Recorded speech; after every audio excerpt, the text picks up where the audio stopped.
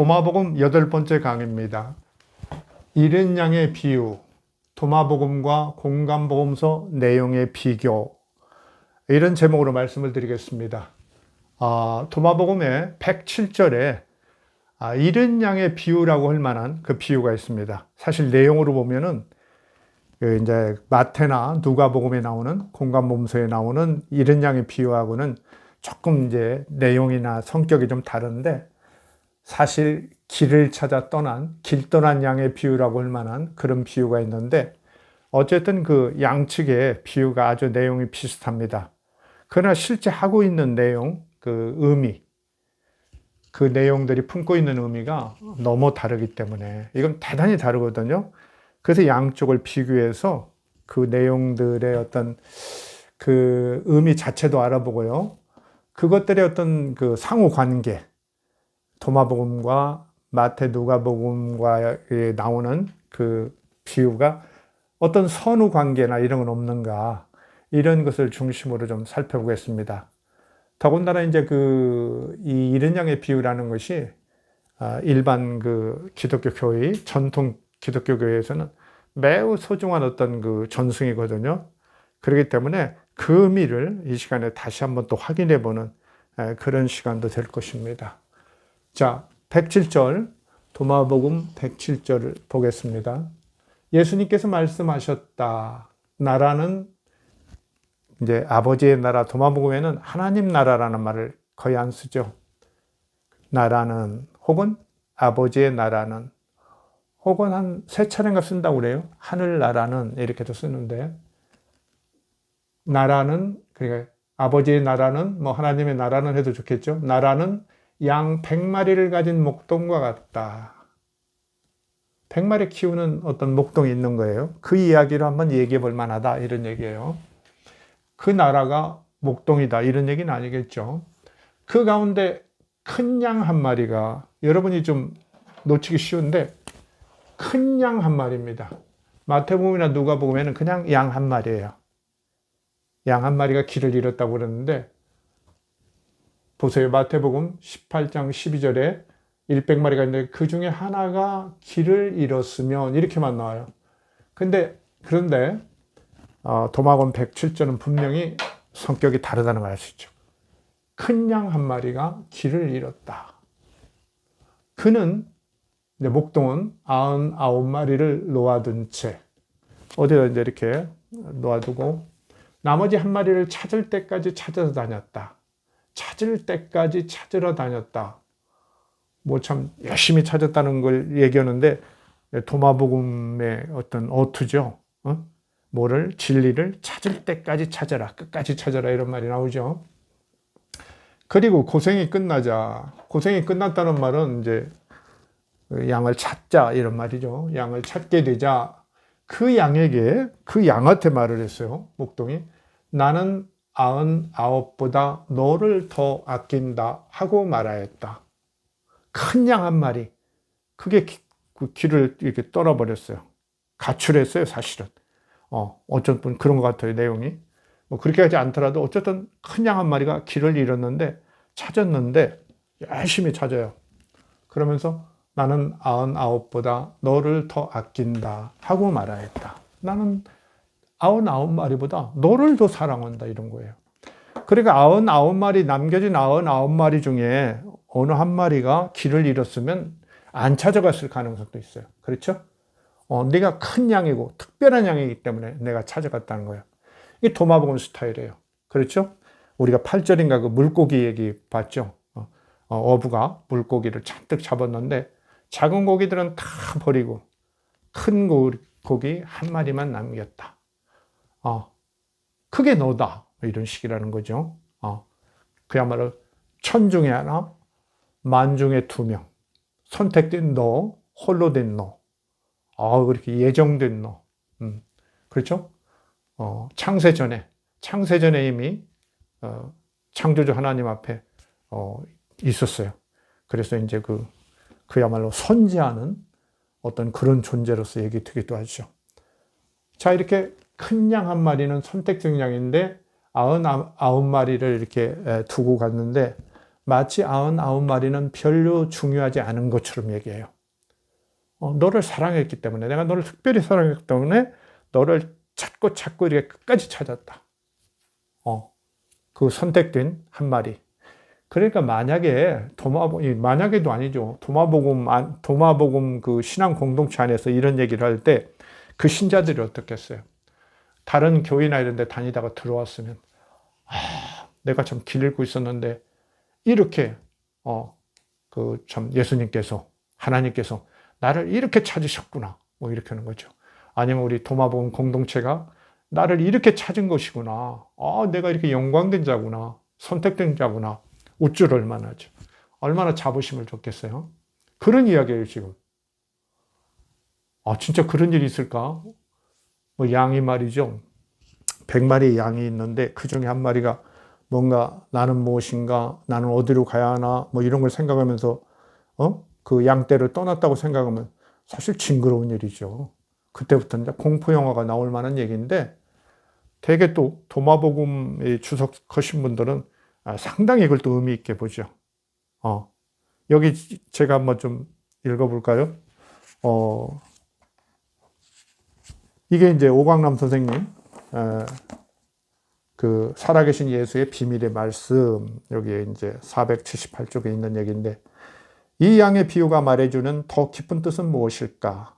이 용감한 양은 사실 다른 99마리 양들과 함께 인습적이고 통속적인 삶의 가치를 가진 채 어영부영 살기를 거부하고 뭔가 참된 것을 찾아 나선 정신적 용사라고 볼 수 있다는 것이다. 그렇죠? 정신적 용사다. 뭔가를 찾아서 떠난 정신적 용사라고 볼 수 있다. 너무 소중한 것이다. 막 이렇게 이제 말씀을 하시고요. 도월 선생도 뭐 같은 얘기를 하세요. 누구나 뭐 그렇게 얘기할 것 같아요. 도마복음 한글역주 346쪽에 보면은, 그러나 도마에서는 상황이 매우 다르다. 이제 마태, 누가복음 얘기하고 많이 다르다는 거예요. 제가 밑에 좀 읽어보겠습니다만은, 99마리와 한 마리는 근원적으로 다른 가치관의 소산이다. 한 마리는 100마리 중에 임의 한 마리가 아니라, 이런 말이죠. 100마리 중에 임의 한 마리가 아니라는 거예요. 99마리와 본질적으로 대비되는 한 마리인 것이다. 그 한 마리는 그 중에서 가장 크고 아름다운 것이다. 나머지 99마리와 비교도 안 되는 가치 있는 소중한 한 마리인 것이다. 뭔가 자기 존재를 생각하고 길을 찾는, 양 자체로 한다면 징그러운 일이지만 인간으로 이렇게 비유해서 얘기한다면 뭐 소중한 어떤 그런 구도다, 구도의 행위다, 이렇게 볼 수는 있겠죠. 이렇게 얘기합니다. 이렇게 얘기해요. 그래서 상당히 나름대로 이제 그 도마복음 그 저술들 대부분이에요. 다른 것들도 굉장히 이 큰 양 한 마리가 적극적인 자기 길을 찾는, 그러니까 도마 신앙 공동체의 그 구성원 같은 그런 어떤 자기의 어떤 본질을 찾고 자기가 어디로 가야 할까를 찾는 도마복음 신앙 공동체의 그 신자들, 구성원들과 같은 선택된 자들, 깨달은 자들, 그렇죠? 홀로 된 자들, 그런 어떤 모습의 전형이다. 이렇게 얘기하죠. 어쨌든 뭐 우리가 분명히 알 것은 99마리는 그냥 거의 그냥 뭐 별 관심도 없이 던져두고 그 큰 양 한 마리, 특별한 큰 양 한 마리를 찾아서 찾아서 정말 99마리를 잃어버릴 수도 있는, 그렇죠? 들의 늑대나 이런 것들이 이렇게 잡아먹을 수도 있고 그런데 그런 위험을 무릅쓰고도 그 한 마리를 끝까지 찾았다는 거죠. 그만큼 그 양은 특별한 양이다. 이걸 우리가 소중한 양이다. 이런 걸 강조하고 있는 거죠. 자, 이제 우리가 뭐 늘 너무나 잘 아는 마태, 누가의 사실 같은 내용이에요. 이게 뭐 다 아는 얘기인데 큐복음에서 전해질 것이다 이러는데, 어쨌든 같은 얘기를 마태나 누가가 전승받아가지고 약간 자기들 형편에 맞게 이렇게 조금 그 조절을 하는 겁니다. 약간 윤문을 해요. 자, 이제 그 마태복음 18장 12절입니다. 너희 생각에는 어떻겠느냐? 만일 어떤 사람이 양 100마리가 있는데 그 중에 하나가 길을 잃었으면, 큰 양 한 마리가 아닙니다. 그 중에 하나가 길을 잃었으면 그 99마리를 산에 두고 가서 길 잃은 양을 찾지 않겠느냐? 그렇죠. 우리가 생각해 보세요. 그 100마리, 목동이 100마리 책임져서 있으면 한 마리 잃어버렸으면 어째서 찾으려고 그러죠. 그 자기가 물어내야 하고 그러니까. 진실로 너에게 이르노니 만일 찾으면 길을 잃지 아니한 99마리보다 이것을 더 기뻐하리라. 이거 오해하기 쉬운데 99마리 가치가 없다는 얘기가 아니죠. 잃어버렸는데 자기가 물어내야 할 건데 그걸 찾았으니까 얼마나 기쁘겠어요. 바로 이런 복음서 앞뒤로 그게 나오죠. 10드라크마 비유가 나오죠. 그래서 어떤 사람이 그렇죠. 10드라크마 어떤 여인이 갖고 있는데 1드라크마를 잃어버렸어. 아무리 찾아도 없어 막 그렇죠. 열심히 막 찾다가 하나 찾았는데 너무 좋아서 이렇게 친지들 불러서 잔치하고 기뻐했다 이런 얘기가 나와요. 똑같은 얘기죠 사실. 진실로 너에게 이르노니 만일 찾으면 길을 잃지 아니한 99마리보다 이것을 더 기뻐하리라.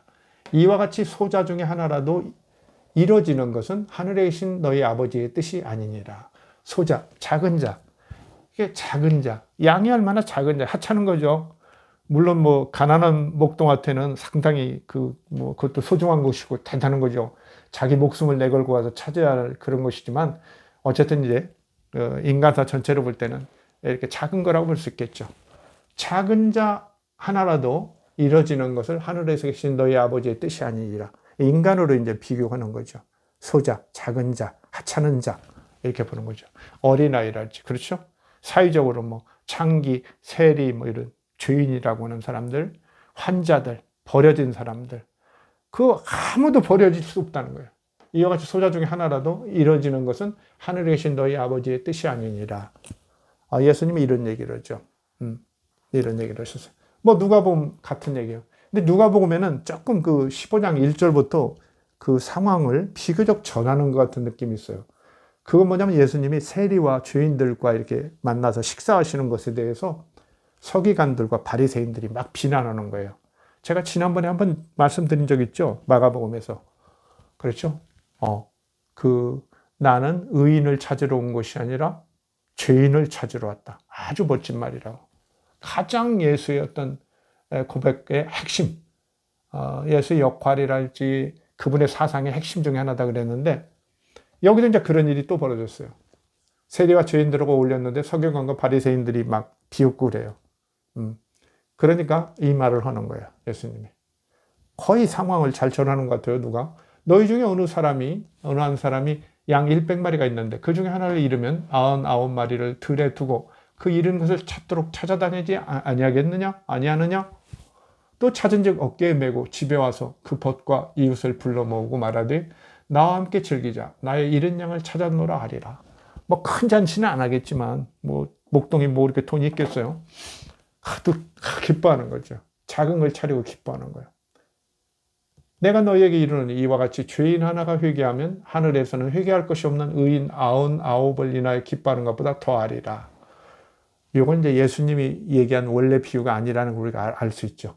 이건 누가복음 저자가 누가 교회에 지금 하는 거죠. 붙인 거예요. 이와 같이 죄인 하나가 회개하면 여기 잃은 양이 무슨 죄인이라는 그런 딱지는 없었던 거죠. 그냥 길 잃은 거예요. 예수님이 처음 말씀하실 때는 예수님이 무슨 말씀하셨겠어요?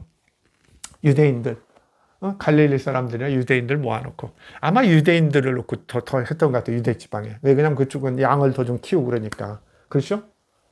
이렇게 한 거예요. 그 위아래 얘기가 마태복음과 누가복음 어느 것이 더 원형이냐 이런 걸 학자들이 다투는데 별 의미 없어요. 같은 재료, 아마 우리가 요새 말하는 큐복음이라고 하는 거 같은 재료를 가져다가 이렇게 자기들 필요에 따라 조금 덧붙인 거예요. 그런데 정신적으로는 14절, 마태복음 18장 14절 이와 같이 소자 중에 하나라도 이루어지는 것은 하늘에 계신 너희 아버지의 뜻이 아니라 이게 어쩌면 예수님의 원뜻을 더 전하는 면이 있어요. 누가복음은 이걸 변형시켰는데 내가 너희에게 이르노니 이와 같이 죄인 하나가 회개하면 하늘에서는 회개할 것이 없는 의인 99을 인하여 기뻐하는 것보다 더하리. 약간 바꿨는데 의미가 조금은 다른 거죠. 이건 이제 약간 전도용, 선교용 그런 걸로 바꿨죠. 그러나 전체 내용은 같은 내용이다. 같은 재료를 보고 다르게 그냥 쓴 거예요. 다른 사람이. 그리고 더군다나 마태나 누가는 거의 같은 시기. AD 85년경. 약간 마태가 좀 빨랐을 것 같은 느낌은 저도 드는데 거의 그 차이가 의미가 없는 것 같아요. 그래서 개인적으로는 사실 마태복음과 누가복음이 거의 같은 지역에서 유대 그리스도인들 중심의 마태 공동체와 이방인 중심의 루가 공동체가 거의 같은 지역에서 같은 시점에 뭔가 분리되면서 이런 성경을 경쟁적으로 낸 것이 아닌가 이런 생각까지 해본 적이 있습니다. 이건 처음 발설하는 거네요. 저로서는. 네, 그런 생각까지도 해본 적이 있습니다. 지금도 해보고 있어요. 네. 자, 어때요 여러분? 107절하고 지금 도마복음 107절하고 마태 누가복음 이야기하고 어때요? 그러니까 우리가 이제 마태복음이나 누가복음 보면은 이런 의문이 드는 거예요.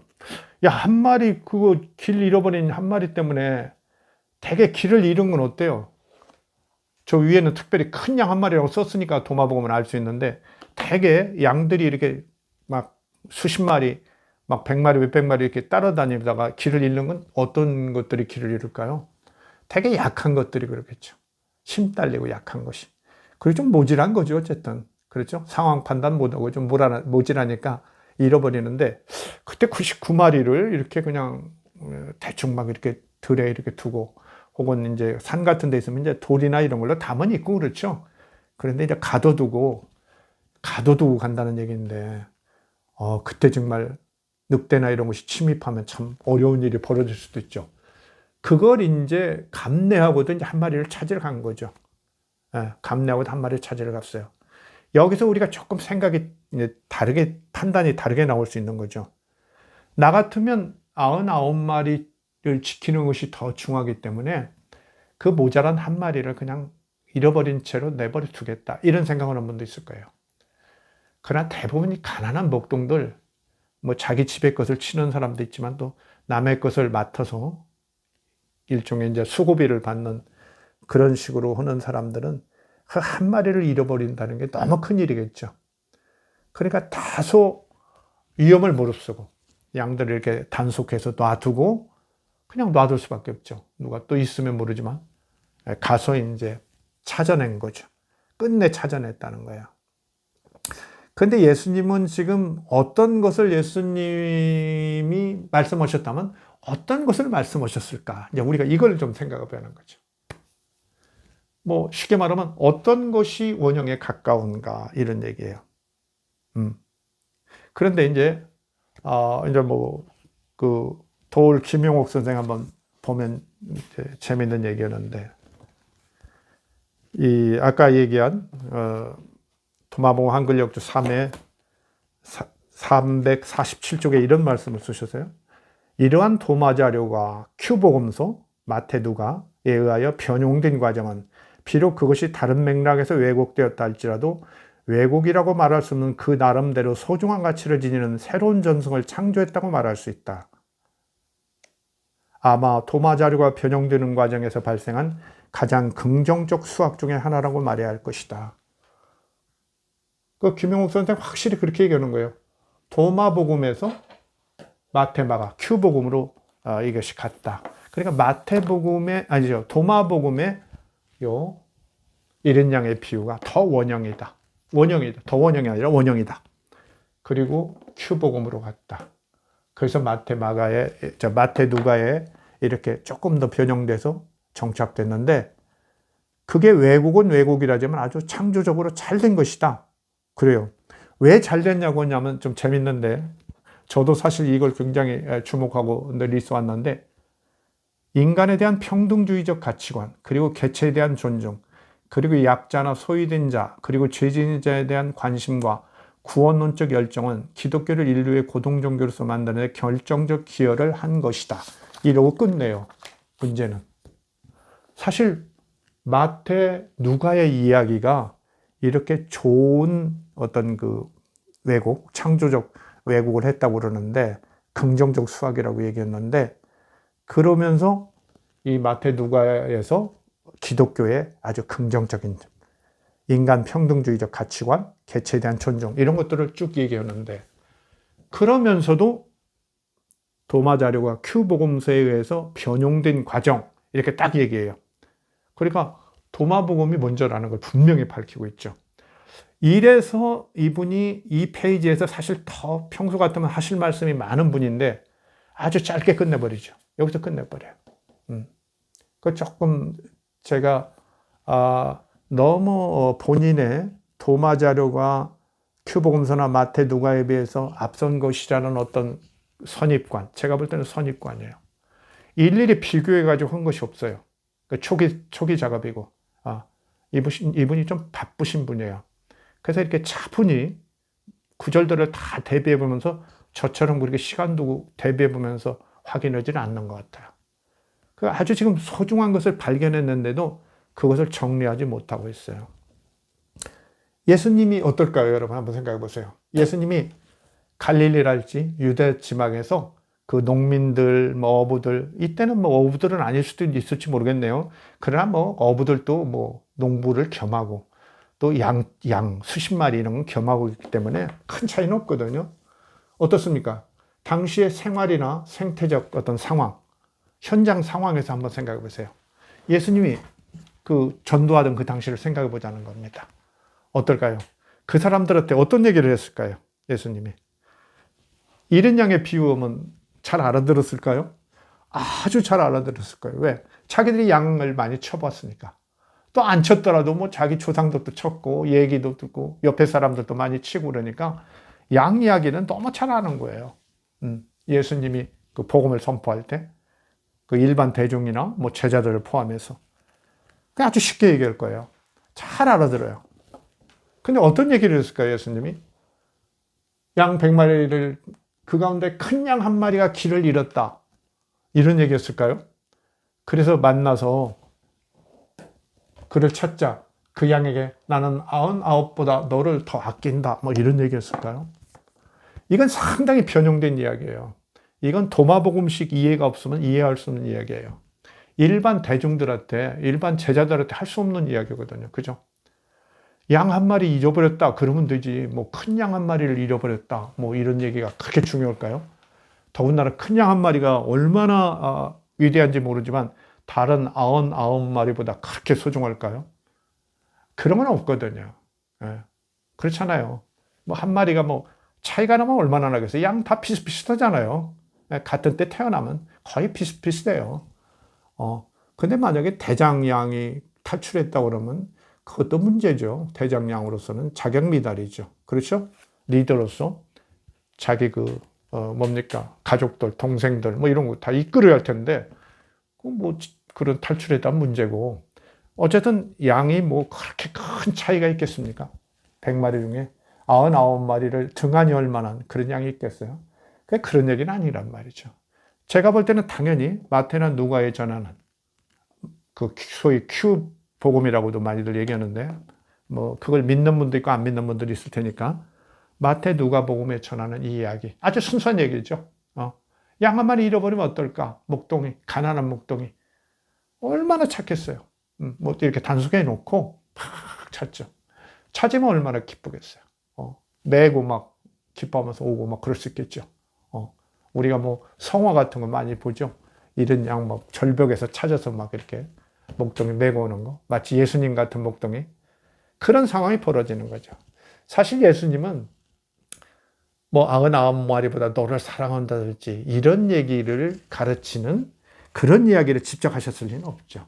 그 유대적 상황에서. 그러죠? 좀 나가서 갈릴리 일반인들, 대중들을 향해서 얘기하실 때는 당연히 마태나 누가에 나온 이야기를 했을 거예요. 한 마리 잃어버렸어도 얼마나 그거 참 애타게 찾습니까? 다 끄떡끄떡 하는 거예요. 그러면서 이와 같이 소자 중에 한 마리, 이렇게 양 중에 한 마리를 잃어버리는 것도 이렇게 하는데 하나님께서는 여러분들 중에 아주 형편없는 한 사람, 아주 사회적으로는 형편없는 사람, 환자라도, 세리라도, 창기라도, 어린아이라도, 이방인이라도, 뭐 삭개오 같이 뭐 키가 못 큰 그런 사람이라도, 어떤 소자라도 하늘에 계신 너희 아버지께서는 그 잃어버리는 것을 그냥 그저 넘기는 그런 일이 없으시다는 거예요. 이런 얘기를 했죠. 그러니까 어떻겠어요? 듣는 사람들이 조금 어떤 감동이 올 수가 있는 거죠. 뭐 다 감동은 하지 않았겠지만, 이건 뭐야? 이런 거죠. 이건 뭐야? 근데 우리가 여기서 좀 주목해야 할 게 있어요. 여기서 주목해야 합니다. 이게 지금 이 두 분 선생님들 책을 지금 내가 보고 있는 이분들도 그렇고 다른 많은 분들이 그걸 지금 모르고 있어요. 예수는 말이죠. 예수는 뭐 신이 어떻다든지 신이 어떤 존재라든지 아세요? 이런 거에 대해서 별로 관심 없었어요. 예수는 현실의 어려움 속에서 살았고요. 갈릴리에서 너무 어렵고 가난하게 살았고 희망 없이 살았기 때문에, 그리고 방황했죠. 이렇게 살았어요. 그러니까 그 절망 중에 있는 어떤 민중적 삶을 이분이 어떻게 보면 대변하는 그런 분이거든요. 실제적으로 자기가 살았단 말이죠. 이렇게 살았기 때문에 어떤 특별한 존재에 대한 관심, 이런 건 거의 없어요. 거의 없는 게 아니라 없어요. 특별한 존재. 만약에 이렇게 깨우치는 존재, 막 신에 대해서 생각하고 자기가 무엇인가를 이렇게 철학적으로 고민하고 이런 사람을 예수님이 먼저 이렇게 더 관심 갖고 그에게 다가갔다면 어떨까요? 어떨까요? 그게 가능하지도 않고, 먼저도 그런 얘기 말씀드렸죠. 예수님이 무슨 철학 공부하신 분도 않고 가능하지도 않고, 그게 있겠느냐 이거예요.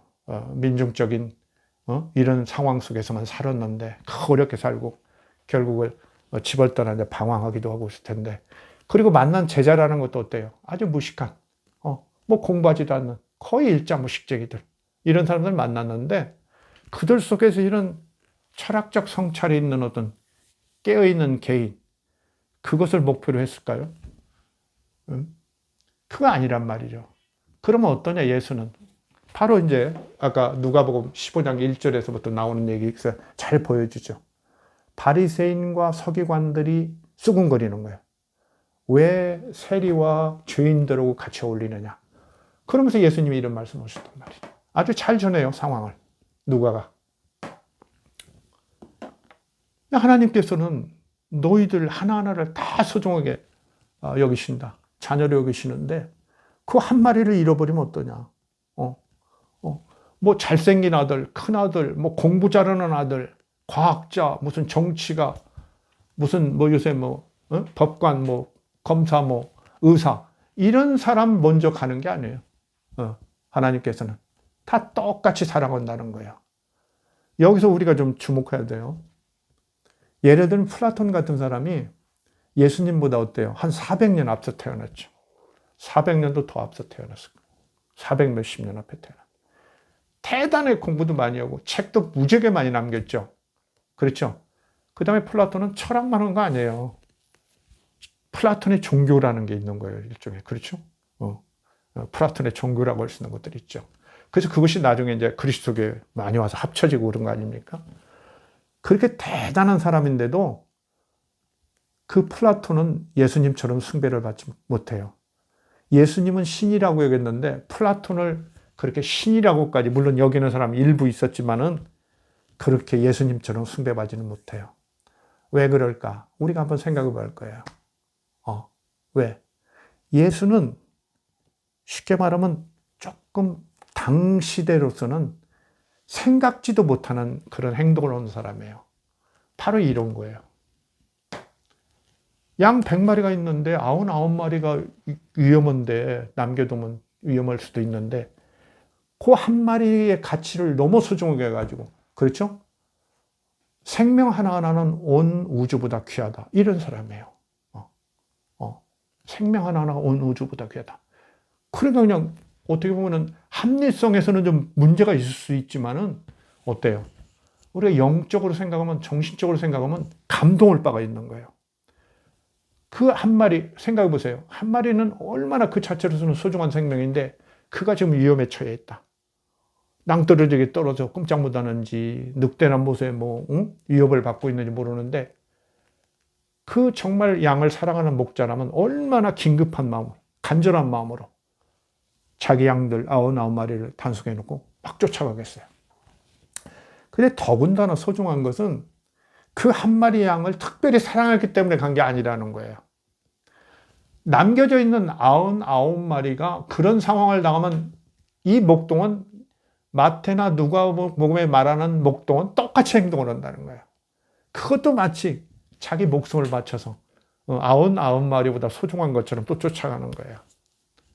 바로 이건 거예요.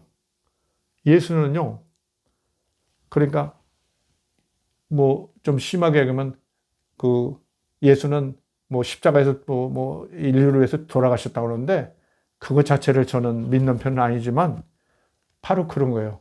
똑똑한 어떤 사람들을 위해서 죽은 게 아니란 말이죠. 모든 사람 가치를 똑같이 보는 거예요.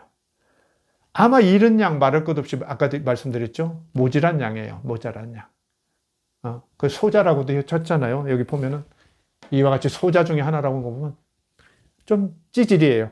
모질한 양. 그 하나를 위해서도 그렇게 뛴다는 거예요. 그러니까 누가복음에 잘 얘기했죠. 죄인과 세리도 다 하나님께서 만드시고 그들을 사랑하시거든. 그것만 있어요. 사실 공중의 새를 봐라, 참새 한 마리 이런 거죠. 들의 백합화를 봐라, 풀을 봐라, 벌레를 봐라, 다 사랑한다. 이렇게 나오는 거죠. 그러니까 그때까지 많은 훌륭한 사람들이 그렇게 관심을 갖지 않은 이렇게 버려진 자, 약자, 소외된 자, 환자, 세리, 이런 죄인이라고 하는 사람, 한센병 걸린 분들, 정말 사회적으로 다 포기하고 그냥 모르는 척하는 사람, 방기현 그런 사람들에게도 여러분이 똑같이 다 하나님의 자녀입니다. 이렇게 하는 거예요. 버릴 자녀는 아무도 없습니다.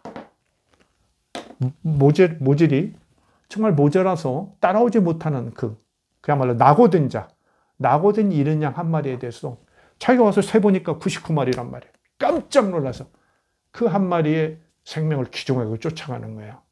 사실 예수는 제가 볼 때는 그때까지 예수 같은 스타일의 사람이 없는 거예요. 그런 생각을 사람이.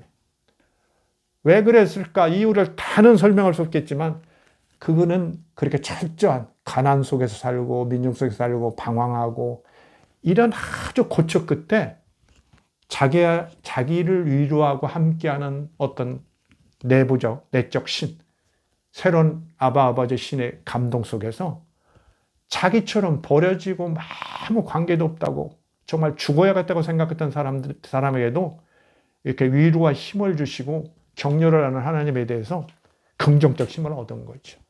그러면서 자기와 똑같은 자기 못지않은 어려운 삶에 있는 그런 죄인들, 약자들, 세리들, 환자들, 가난한 자들, 이 모든 사람, 어린이들, 여자들, 이 모든 사람들에 대해서 공감한 거죠. 똑같이 공감한 거죠. 그래서 사실 예수의 이 마태, 마가, 누가에 전하는 잃은 양의 비유는 어떻게 보면 예수 정신의 핵심 중에 하나예요. 알겠죠? 예를 들면 마태복음 같은 데도 나오죠. 원수를 사랑하랄지, 너를 저주하는 자를 위해서 기도하라든지 이런 것도 핵심 중에 하나지만 이것도 핵심 중에 하나예요. 사회가, 국가가, 가족도 버리죠. 문둥병 환자랄지 이런 사람들, 한센병 환자들.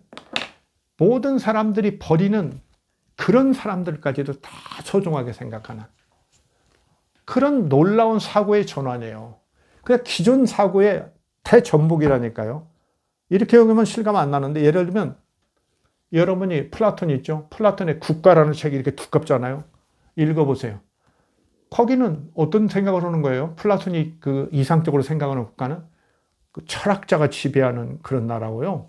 아주 이상적인 국가인데 그 지배층들 잘 교육하고 잘 먹이고 결혼도 좋은 혈통끼리만 시켜가지고 아무 탈 없는 아주 그냥 정말 탁월한 그런 종자들로 이루어진 그런 사회 국가를 이룩하려는 게 플라톤의 국가예요. 그런 책이에요.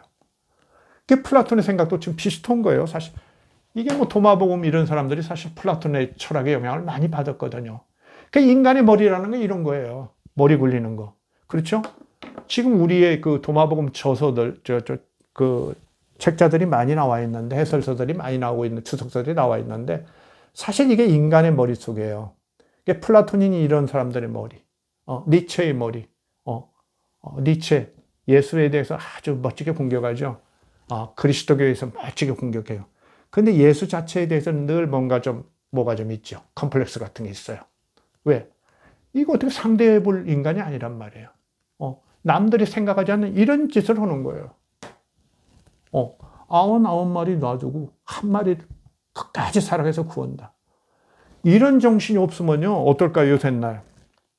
요새날 가끔 눈물 어린 그 사연 같은 거, TV 같은 데 덜어 나오죠. 요새는 좀 덜 나오는 것 같은데. 뭐 희귀한 유전병 걸렸어요. 뭐 치료비가 뭐 1년에 몇 억 막 이렇게 나가는 어린이 있어요. 근데 그 전에 그 전 정부에서도 그런 거 많이 했죠. 뭡니까. 의료보험에 어떻게 하면 해당시킬 것인가 이런 것 때문에 논란도 많이 오고 그랬는데 생각해 보세요. 옛날 같으면 어린이가 정말 그렇게 희귀병 걸려서 그냥 태어날 때부터 이렇게 꼼짝 못하면 옛날 고대에 뭐 그리스나 로마 시대에는 아까 그 플라톤적인 그런 개념으로 봐도요. 그냥 집어 던져요. 어디에다. 그냥 죽도록. 계곡이나 뭐 어디 집어 던져요. 죽어버리게. 그냥 버려버려요. 유기업입니다. 그런 어린이는. 아예 그냥 아기는. 그게 현실이었던 거예요. 근데 예수는 지금 모자란 한 마리 소자 하나라도 이뤄지는 것은 하늘에 계신 아버지의 뜻이 아니라 이렇게 나오는 거예요. 그때까지 생각에 물론 뭐 에피쿠루스나 이런 사람도 뭐 노예에 대한 거랄지 여자에 대한 것이 이런 거 상당히 진전인 것을 보여주지만 예수는 그냥 근본적으로 지금 다른 생각을 하는 거예요. 많은 똑똑한 사람들이 생각하는 현실 정치가들이 생각하는 아주 현실적인 사람들이 생각하는 플라톤 같이 현명한 사람들이 생각하는 것과 아주 전혀 다른 생각을 하는 거예요. 그 버려진 약자들, 아주 버려진 약자들, 소유진 자들, 그들의 세계도 소중하다. 그들도 똑같이 가치가 있다. 이걸로 외치는 거예요, 지금. 놀라운 거예요. 그래서 이걸로 결정돼요, 사실은. 쉽게 말하면 예수 복음의 핵심 내용이 마태 누가에 나오는 이 내용이에요. 모질이 따라오지 못하는 나고자 잃은 양 한 마리에 대해서 99마리를 놔두고 가서 끝까지 찾아오겠다는 것이 예수의 새로운 정신이에요. 예수의 정신.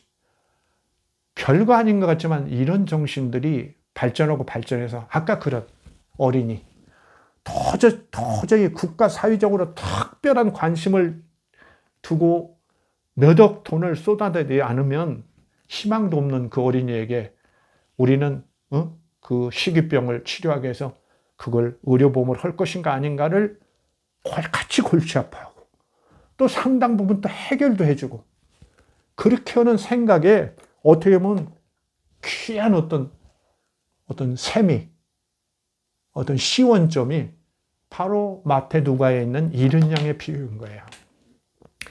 예수는 그걸 아는 거예요. 그 절대적으로 버려진 절망 중에 있는 약자와의 공감, 거기에 예수 복음의 힘이 있는 거예요. 이것을 이 도마복음 잘난 큰 양 한 마리, 길 찾아 나간 큰 양 한 마리 잘나서 잘생겨서 목동에 특별히 더 사랑했다고 그래가지고 99마리는 대충 놔두고 가서 끝까지 찾아온 그 양 한 마리, 요걸 찾는 정신이 어때요? 요 마태 누가에 있는 일은 공간복음에 있는 이 아주 보편적인 정신이 이렇게 선택적이고 그렇죠? 엘리트적인 이런 그야말로 선민주의의 길들은 도마복음 107장에서 이게 왔겠어요? 107장에서 이게 배웠겠냐고요. 이건 예수의 근본적인 생각이에요. 그래서 말할 것 없이 이건 저는 뭐 거의 100%라고 생각하는데 마태 누가에 있는 잃은 양의 비유는 예수의 원 비유일 가능성이 매우 높아요. 거의 그대로 정신이 살아있어요. 그럼 어떻게 되겠어요? 107편이 이 마태 누가의 개작인 거예요. 그러니까 도올 선생이 지금 거꾸로 얘기하고 있어요. 근데 도올이 김원국 선생이 지금 아까 말씀드린 대로 이 마태 누가에 있는 기독교 정신이 너무 훌륭하다고 하면서도 그 근본적인 것에 들어가지를 못했단 말이죠. 근본적인 것에. 이게 예수의 근본적이고, 예수가 왜 영지주의자들도 주목한 줄 아십니까, 여러분? 그런 생각 해봤어요? 저는 요새 이제 영지주의 뭐 이런 것도 좀 요새 며칠 읽으면서 그런 생각이 들었습니다. 왜 영지주의자들 철학도 하고 잘난 사람들이 그렇게 어때요? 영지주의자들이 이스라엘의 신, 야훼 신에 대해서는 그렇게 엉터리라고 그러고 막 공격해요. 그렇죠? 모자란 창조주. 지가 제일 잘난 줄 알고 있는 엉터리 그런 하급신 막 공격하죠. 거룩한 지고한 보이지 않는 묘사할 수 없는 그 절대 그 신이 따로 있는데 그것도 모르고 지가 최고의 신이라고 납대는 엉터리 2급신 막 이렇게 얘기하는 거죠. 막 공격해요. 그러나 예수에 대해서는 얘기 안 해요. 예수는 꼭 구원자다. 그렇죠? 구세주다. 이러면서 아주 거의 모든 영지주의자들이 예수 공격하는 사람 없어요. 나 그거 희한하더라고요. 그래서 내가 오랜 고민, 뭐랄까, 하나의 그 화두였거든요. 왜 이렇게 이 친구들, 예수가 뭐 십자가에 죽어서 뭐, 대속하고 구원했다는 이런 엉터리 같은 소리를 이렇게, 연결되어 있는 예수를 이렇게 공격하지 않는가 싶었는데, 바로 이런 거예요. 예수는 당시의 수준을 보면 너무 엉뚱한, 그러나 무시할 수 없는 아주 큰 것을 선포한 거예요. 이게 사실 복음인 거예요. 저는 그렇게 보는 거예요. 무슨 뭐 신이 어떻다, 영지주의자들 그랬죠. 정신의 세계에 올라가서 신을 관조한다. 누구야? 그 구스타프 융? 나는 신을 봤다 하는데, 자기가 봤다고 그러는데, 본지 안 본지 누가 어떻게 증명을 해요? 그런 주관적인, 그런 영지주의자들, 심리학자들 이런 일부가 그런 거 주장하고 그러는데 그걸 어떻게 하냔 말이죠. 그리고 그렇게 안 보여주려고는 신을 그렇게 보려고 할 이유는 또 뭐예요? 진짜 신이 있다면. 그렇게 우리하고 차원이 다른 신이고 그러면은 안 보여주려고 그러면 안 보면 그만이지. 예수가 그런 분이에요. 예수는 신이 어떻게 생겼나 이러면 고민 안 해요. 막 그거 고민하고 있습니까, 어디? 예수가 그랬다는 고민 없어요. 예수는 그냥 현실 문제. 자기에게 주어진 문제, 이 땅에 이런 버려진 자, 약자들, 소외진 자들, 이들을 같이 격려해서 같이 정말 보람된 나라, 행복한 나라, 하나님 나라를 이룩하려고 거기만 몰두하는 거죠. 그래서 마태, 누가에 나오는 잃어버린 양의 비유는 예수의 가장 핵심적 정신을 반영하고 있다. 그리고 당시 유대나 갈릴리의 어떤 생활상, 이런 것과도 매우 맞다. 그래서 한 마리의 특출한 양, 그것도 뭔가 인간처럼 고민하면서 가출한 양, 그야말로 길 떠난 양이죠. 길 잃은 양이 아니라 길 떠난 양에 관한 이야기, 이 도마복음 107절은 마태 누가에, 큐복음이라고도 좋지만 제가 볼 때는 마태 누가에 이 복음서를 본 다음에, 그러니까 저는 이 도마복음 저자가요, 기존 복음서를 아주 분석 많이 하고 잘하는 사람이에요. 저는 금방 느꼈어요. 이건 그럴 수밖에 없어요. 이건 고대 문헌을 열심히 다뤄본 사람은 알아요. 이게 도마복음에서 갈 수가 없어요. 그렇게 여러 복음서로.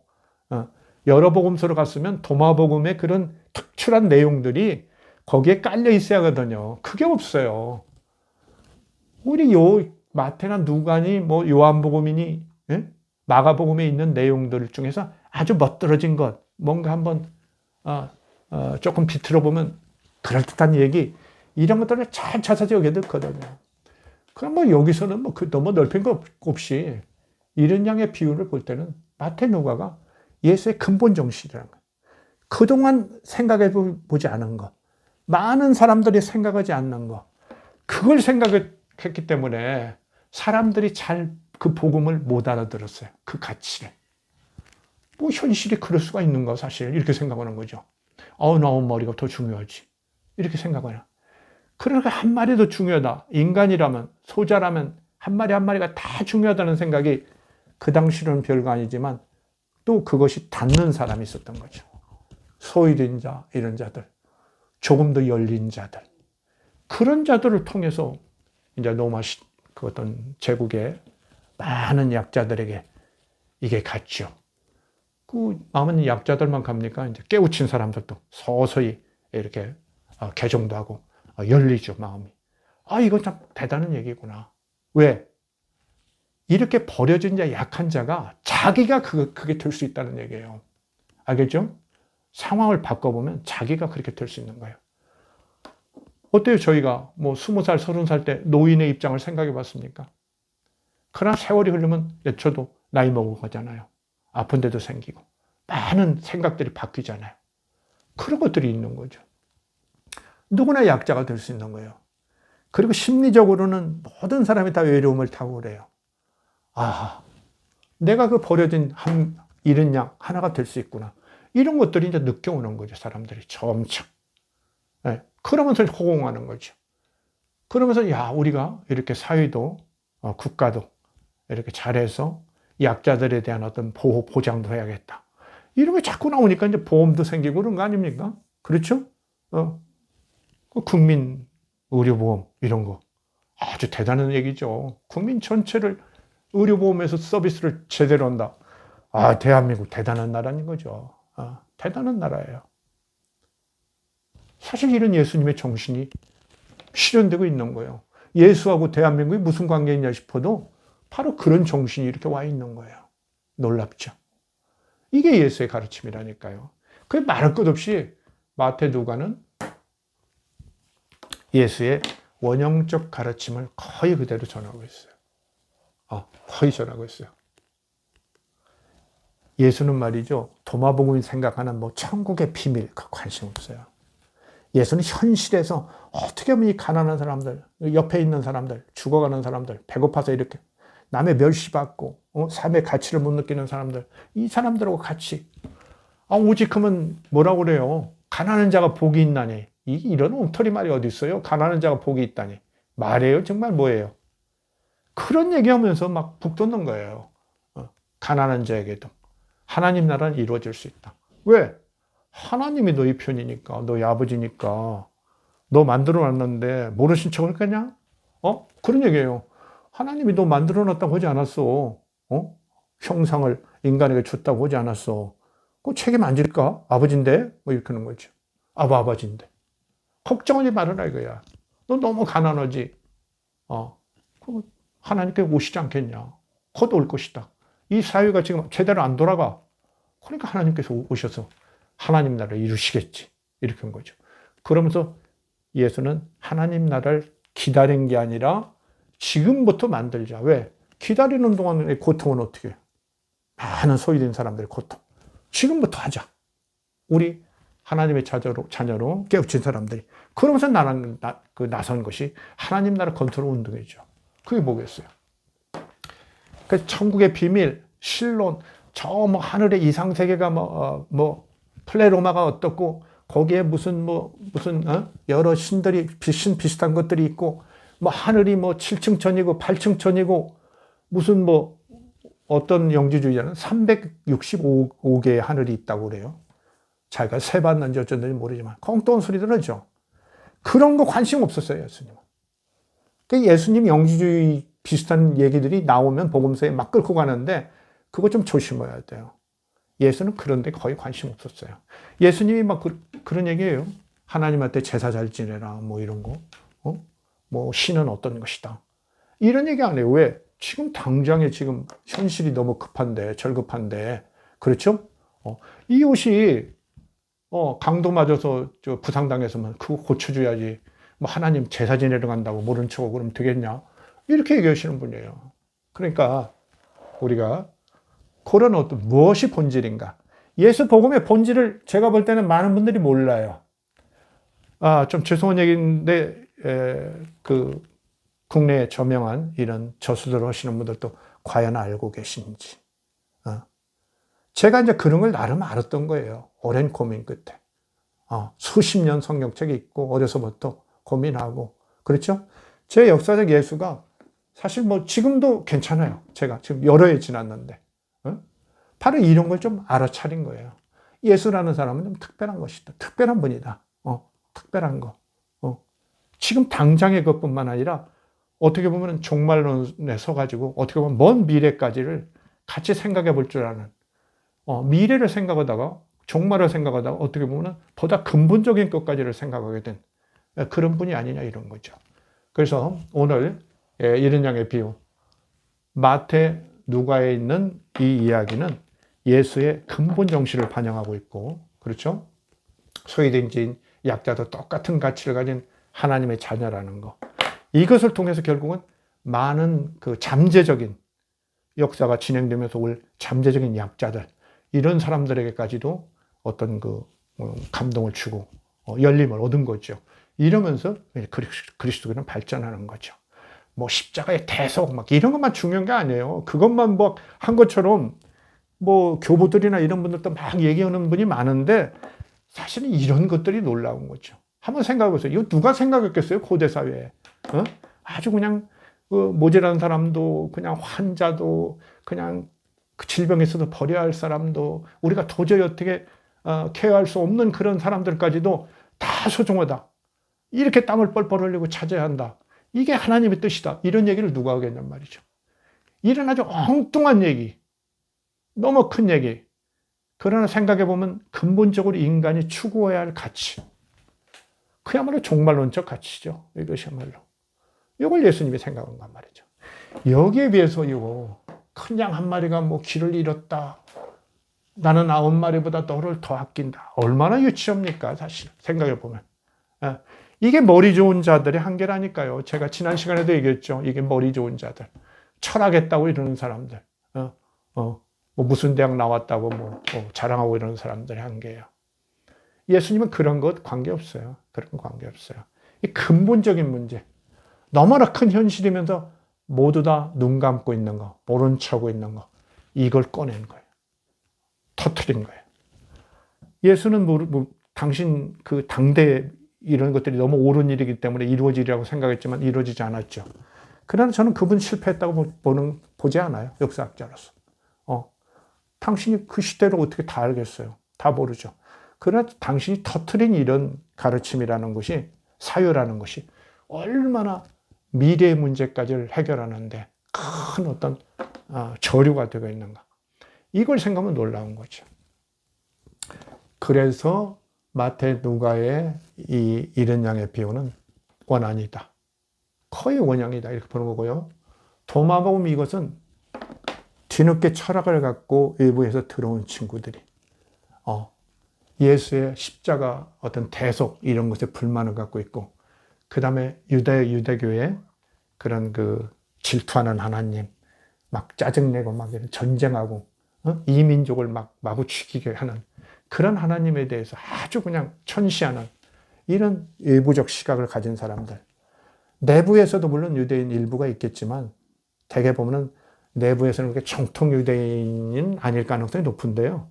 사마리아인 출신이라든지 이런 어쨌든 외부적 시각을 가진 사람들이 먼저 그런 어떤 야훼 신의 어떤 한계 같은 걸 간파하고 막 공격을 시작했죠. 그런 예수의 이런 놀라운 정신 앞에는 그들이 감히 예수를 흔들 수가 없었던 거예요. 너무 그동안에 없었던 놀라운 가르침이기 때문에. 그래서 이분이야말로 진짜 참 신으로부터 온 게 아닐까, 크게 떨어져 버린 거예요.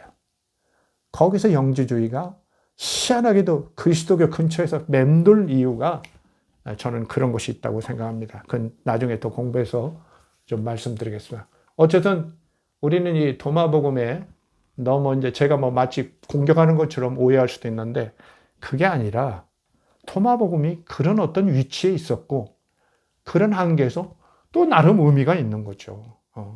그 전통적인 생각, 예수천당, 뭐 대속, 부활, 뭐 이런 것만 주장하는 그리스도교에 대해서 뭔가 자기를 더 점검하게 하고 더 좀 다른 방법은 없는가, 이런 것을 좀 회의하게 하고 이렇게 했던 거, 깨우친 거, 이런 것들은 놀라운 또 기여죠.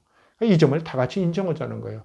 그러나 무조건 그 철학적인 거 뭐 좀 색다른 거 이런 게 나오고 이러니까 도마라는 제자가 또 앞에 나오고 그러니까 자꾸 도마복음을 공간복음이나 모든 것에 앞에다만 세우려고 하는.